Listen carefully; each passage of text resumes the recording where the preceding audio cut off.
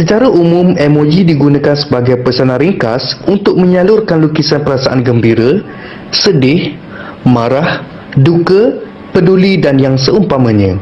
Kenapa gambar kepala dikatakan termasuk gambar makhluk bernyawa? Contoh emoji. Untuk apa kita menggunakan emoji seperti ini? Agar orang dapat menggambarkan kita dalam keadaan ekspresi marah, sedih, malu, ketawa. Itukah niat kita menggunakan emoji? Sedarkah kalian bahawa secara tidak langsung kita telah menghidupkan suasana patung berkepala emoji itu agar digambar-gambarkan? Bermain emoji perasaan juga termasuk konsep pemujaan ataupun syirik. Bagaimana emoji jatuh dalam perbuatan syirik? Secara ringkasan, kita akan membahagikan emoji yang menyerupai benda kehidupan maupun emoji yang menyerupai benda yang tidak hidup. Emoji yang mati, seperti emoji kenderaan, kertas, cuaca, makanan dan yang seumpamanya. Hukumnya adalah harus dan boleh digunakan dalam pesanan ringkas. Emoji menyerupai benda kehidupan yang dipotong adalah seperti tangan tanda good ataupun like.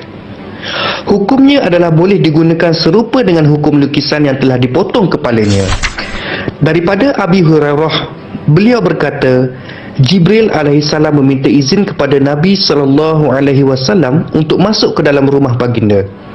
Nabi SAW menyebut, masuklah. Lalu Jibril berkata, bagaimana aku nak masuk sedangkan di dalam rumah engkau ada langsir yang ada lukisan padanya? Sama ada engkau potong kepala lukisan tersebut atau dijadikan alas yang dipijak-pijak. Riwayat Al-Nasa'i, hadis yang masyhur.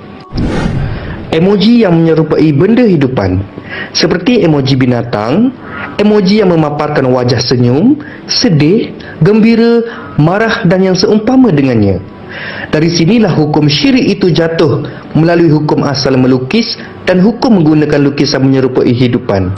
Dalilnya, hadis pertama dari Ibnu Umar bahawa Rasulullah SAW bersabda, sesungguhnya para pelaku gambar-gambar ini mereka akan disiksa di hari kiamat dan dikatakan kepada mereka, hidupkanlah oleh kalian apa yang telah kalian ciptakan. Sahih Al-Bukhari 7558 bab tauhid. Hadis kedua, Abu Hurairah radhiyallahu anhu, ia berkata, aku mendengar Rasulullah SAW bersabda, Allah Ta'ala berfirman, dan siapakah yang lebih aniaya daripada orang-orang yang menyerupai ciptaanku? Maka buatlah semisal jagung, atau buatlah seperti biji-bijian, atau buatlah seperti gandum. Hadis riwayat Bukhari dan Muslim.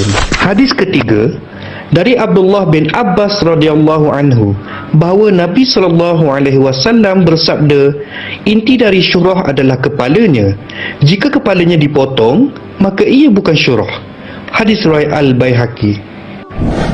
Kesimpulannya, apabila kita membaca ketiga-tiga hadis di atas, maka emoji hidupan bernyawa seperti binatang maupun emoji ekspresi wajah jatuh dalam kedudukan di atas ianya adalah gambar yang menyerupai ekspresi raut wajah dan ianya berbentuk kepala, dan kerana itulah apabila digunakan ia jatuh kepada syirik.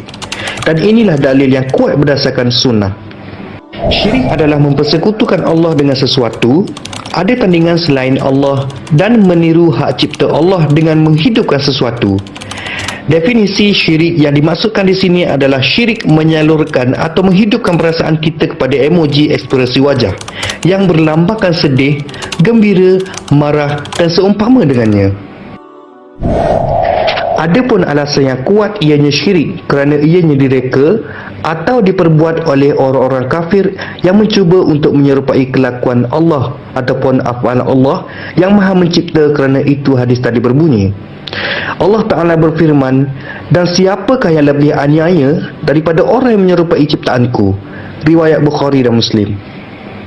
Allah telah berjanji kepada pelukis benda bernyawa maupun yang serupa atau yang menyerupai ciptaan Allah bahawa mereka akan diazab di akhirat kelak.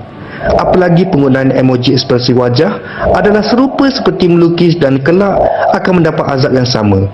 Na'udzubillahi min zalik. Daripada Ibnu Mas'ud radhiyallahu anhu, beliau berkata yang bermaksud, aku pernah mendengar Rasulullah SAW bersabda, sesungguhnya orang yang paling berat siksanya pada hari kiamat kelak adalah para pelukis gambar ataupun makhluk bernyawa. Hadis riwayat Bukhari dan Muslim. Jadi, marilah kita ambil hikmahnya dengan fikiran yang lapang dan berusaha untuk menjadi seorang muslim yang sejati.